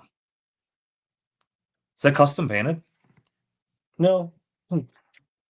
I do have custom painted vixens. This is not one of them. This is kind of I mean, funny. You're talking about topwater, and on day 1, I came into the weigh-in, and Slapper was standing on the dock, and he says, "Well, that went all right, huh?" And I said, "Not bad." You know, I had a pretty good bag, and he looked down and he goes, "Did you catch any on that shower blow?" And I had one of the 150 shower blows on the front deck. You know, the things are like this long, and he's like, "That thing's ridiculous." And I'm like, "Ah, they don't eat that on the river." But it was on my front deck, so he probably knew otherwise. have you played But that's a around fun with bite too. the Rapala? What's it called? The one that came out with that iCast last year. Jaywalk? No. Not the jaywalk. No. The Jowler. Jowler. No. Is it good? I think I can't say that I've like lit him up on it. I haven't thrown it a lot, but I've thrown it enough to say that it moves a lot of water. Like, and Oh, it's got like a plastic mouth, huh? yeah, if you're a big spook guy, I think you want to at least get one and throw it How big around a does little it say bit. it is? 8-inch? 127, Or is it 5-inch? 5 inches. Oh, okay. So it's definitely a little bit longer profile than it's probably not. Yeah, it's at least the size of a super spook, but it's not like that giant shower blow. But Sure. it substantially moves water. I think if you're a big walking bait guy, you probably owe yourself to getting one and playing with it, I guess is all I'm saying. Yeah. I'm certainly going to. Who knows? Maybe my You boat can will use the say code at Rapala the on it bottom of the next year. screen to save 15% off at Omnia if you want. So it's Nice plug. Hey, did I tell you I landed a battery sponsor? I'm just kidding. heard they shut down, but Yeah. all right. Yeah, we're approaching 2 hours here. Yeah, any other how's the llama at the house? Do you have a llama? It's a goat, Brian. The goat. Yeah, that's right. I was gonna say A goat. Corey said it was a goat. How's the goat doing? Corey's scared to death of that thing. The goat's great. There's all these little round balls all over my garage because it comes in there and eats the chicken feed. We got chickens too. I live on a farm, for those that didn't know. And Corey was absolutely terrified of the goat. And it's a fainting goat. If you actually jump, the goat will tip over with his legs up in the air. And Corey is scared of it. So it's kind of funny, but it's a good goat. My wife does want a Does Corey llama. feel like it and I hope affected his Ryan- tournament performance? I didn't hear that excuse, but it might have, because Corey's way better fisherman than what he performed in this thing. So JJ says, "Good job." thanks, JJ. All right. So Thanks to we'll check everybody that back said in good job. I missed a bunch of them. next year. We're gonna get a report back on year 1 on the elites, good, bad, ugly, anything in between, and then we're gonna need a guest appearance by the goat next time. Deal. We'll Deal. be doing this one outside if that's the case. But All right. Thanks everybody that tuned in. We should be back next week with another show. I should get a tournament video out next week. And as always, here to help you guys catch more big bass and suck less. Thanks, Dick.